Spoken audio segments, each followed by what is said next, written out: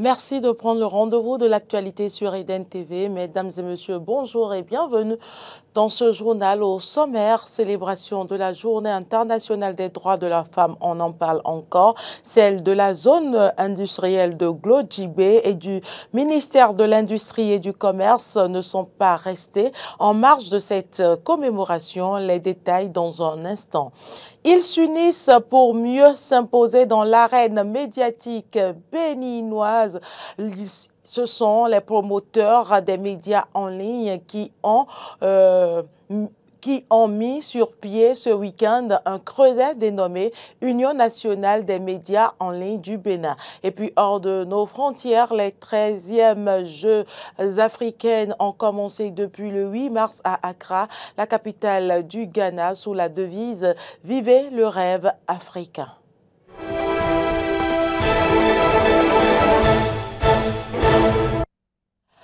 Merci pour l'attention. Célébration de la Journée internationale des femmes de la zone industrielle de Glodjibé et celle du ministère de l'Industrie et du Commerce. C'était ce vendredi à Kadiaon. La fête a été rehaussée par la présence de la ministre de l'Industrie et du Commerce. Plusieurs activités ont été au menu de cette commémoration. Arthur Ouirwendo y était, suivant ici son compte rendu. Ma présence n'est jamais remarquée, mais mon absence en toute chose inspire. Merci. La célébration de la Journée internationale des femmes à la zone industrielle de Glodjibé a revêtu une signification particulière cette année. Elles ont choisi de célébrer aux côtés des femmes du ministère de l'Industrie et du Commerce pour renforcer les liens au sein du secteur industriel. L'occasion a permis de saluer l'avancée significative observée en matière de droits de la femme au Bénin, même si des efforts restent à fournir. En cette journée internationale des femmes, nous saluons les avancées notoires en matière des droits des femmes. Cependant, il est malheureusement constaté au XXIe siècle que les droits de la femme sont encore mis en berne à bien d'égards dans certains endroits du monde. La femme détient des qualités exceptionnelles qu'elle démontre clairement dans plusieurs domaines de la vie et a un rôle crucial à jouer dans le développement durable. Et ce rôle crucial s'est reflété à travers l'organisation de cette journée de brassage et de fête 10 ans après, ce qui a amené la ministre de l'Industrie et du Commerce à féliciter le comité d'organisation. Merci surtout au comité d'organisation. Je ne reconnais pas tout le monde, vous êtes tellement bien maquillés, bien coiffés, je ne reconnais pas tout le monde. Vous, celle que je n'ai pas reconnue, cette affaire était trop belle que je n'ai pas pu les reconnaître. Merci au comité d'organisation, vraiment c'est une idée géniale, 10 ans après, renouer avec cette fête. Les femmes s'imposent de plus en plus au sein de la société et les statistiques en témoignent. Les femmes ne veulent plus rester en arrière.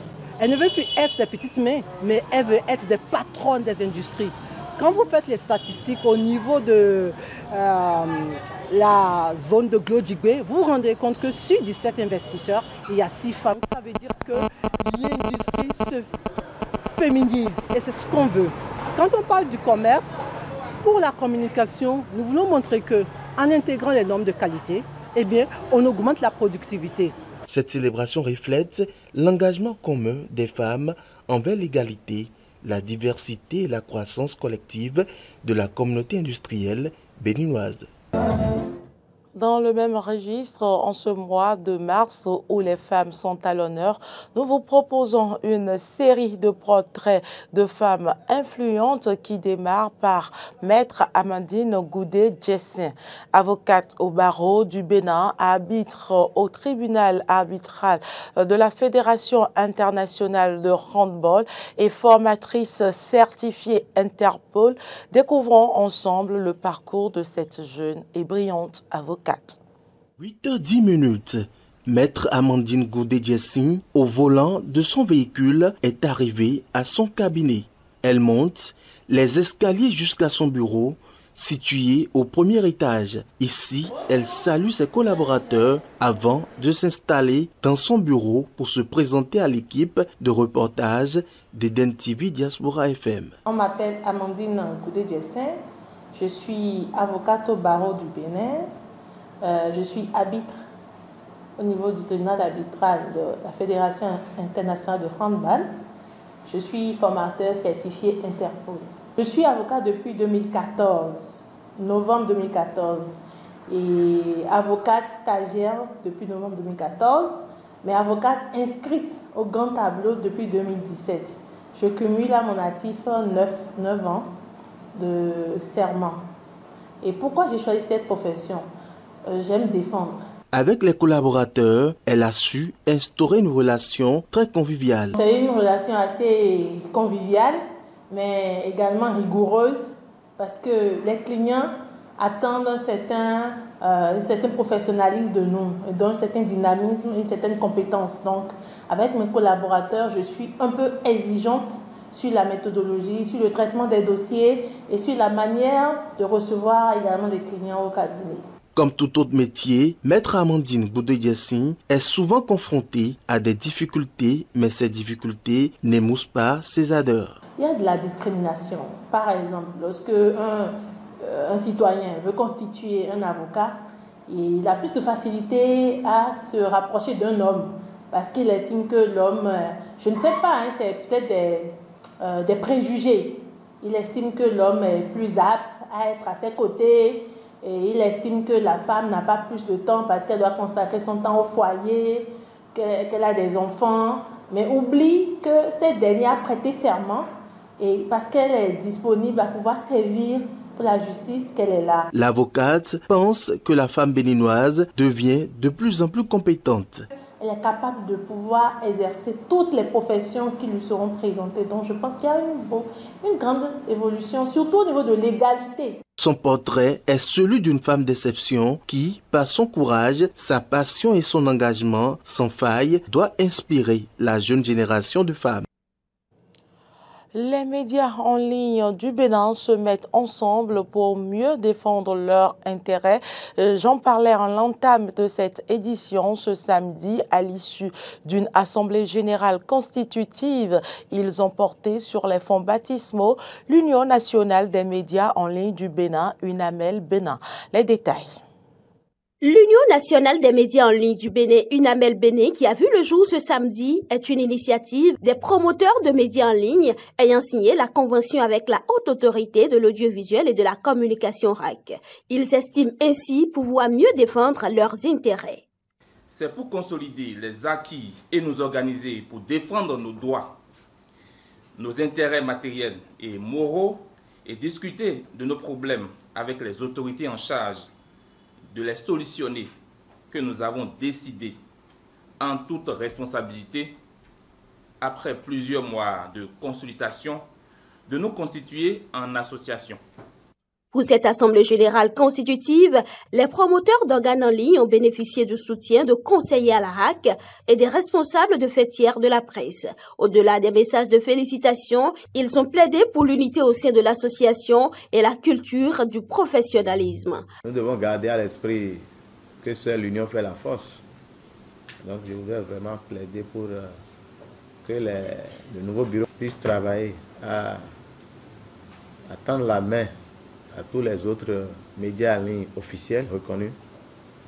Et au-delà de cette unité que je souhaite pour le monde des médias en ligne, que les employés au niveau de ces médias en ligne puissent se retrouver effectivement au sein de l'UPMB et que les promoteurs qui ne sont pas de la presse puissent se retrouver au sein du CNPA Bénin pour continuer à travailler, à renforcer ces acquis que nous avons.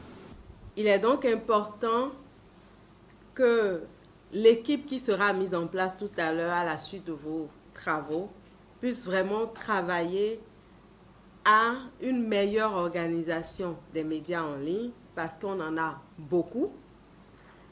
Il est important également que vous puissiez travailler à amener le plus grand nombre d'acteurs de médias qui travaillent en ligne à se conformer aux dispositions réglementaires pour que ces médias dans lesquels ces acteurs officient puissent avoir l'autorisation nécessaire. Pour une presse plus forte, nous devons désormais parler d'une presse de qualité. Il suffit seulement que nous respections le code de déontologie, que nous respections les 26 articles de notre code, le code que nous-mêmes nous sommes fixés pour que nous ayons une presse digne, une presse de développement, une presse qui pourra rayonner davantage à l'extérieur. À l'issue des travaux de l'Assemblée générale, un bureau de 9 membres a été élu. Il est présidé par Barnabas Orukuma de Dabarou. Le groupe de réflexion alternative et perspective GRAP a mobilisé en fin de semaine sur le campus d'Abomey-Calavi la communauté universitaire autour de la thématique langage et emprise sociétale.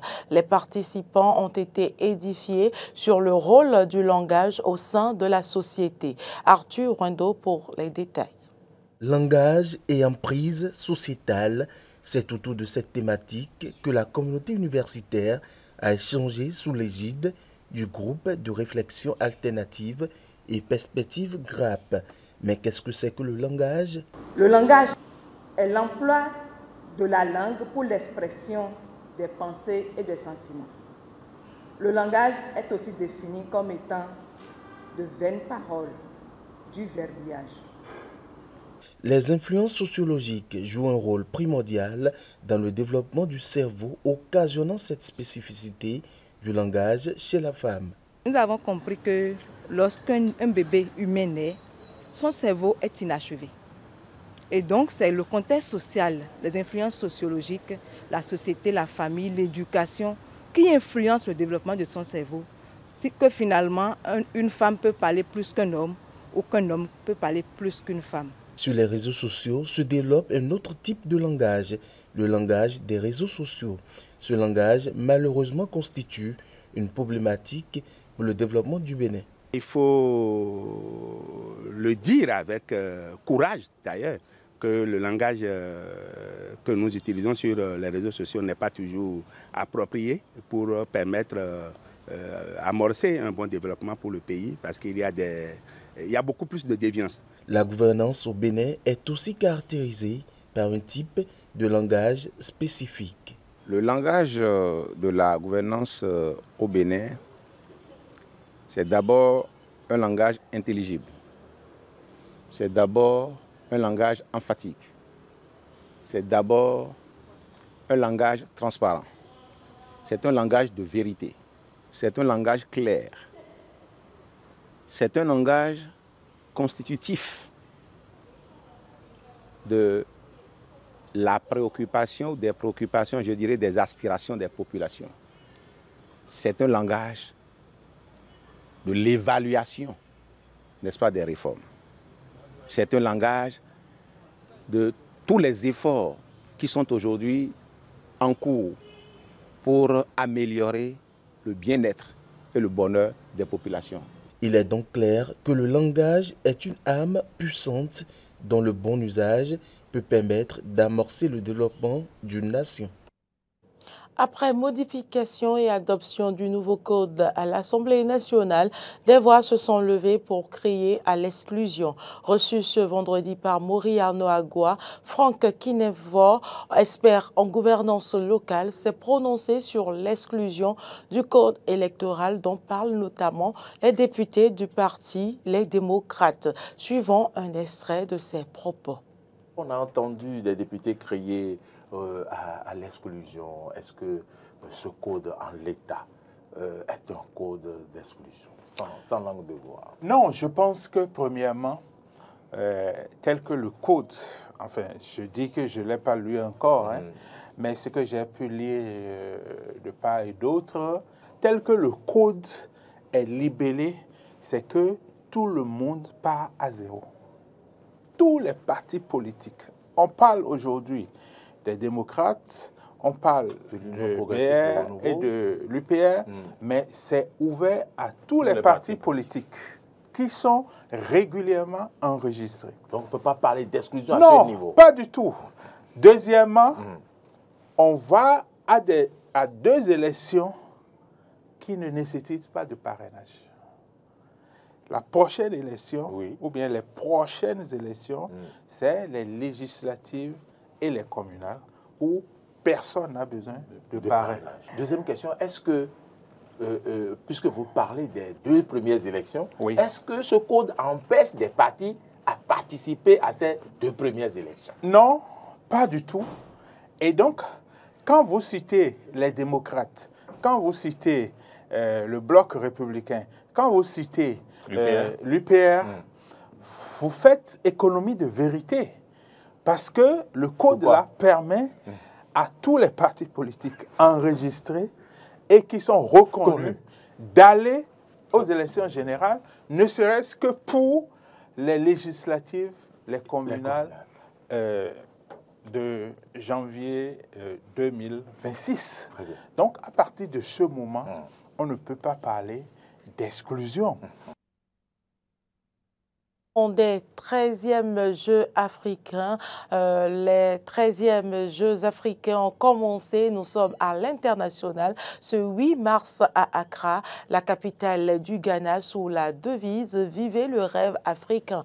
Parmi les chefs d'État présents à la cérémonie d'ouverture, le président du Ghana, Nana Akufo-Addo, et le président de la Commission de l'Union africaine, Moussa Faki Mahamat. 5000 athlètes du continent africains concourront dans 29 disciplines sportives, dont 8 seront qualificatives pour les Jeux olympiques de Paris. Les compétitions se dérouleront pendant 15 jours jusqu'au 23 mars dans les stades de la capitale ainsi qu'à Cap-Kos et Koumassi. Les Jeux sont organisés par l'Association des comités nationaux olympiques d'Afrique et l'Association des confédérations sportives africaines. Et c'est tout pour cette édition. Merci pour l'attention. Les informations se poursuivent sur nos plateformes numériques, Facebook, YouTube et Twitter, et sur notre application Eden TV Diaspora FM. D'ici là, portez-vous bien.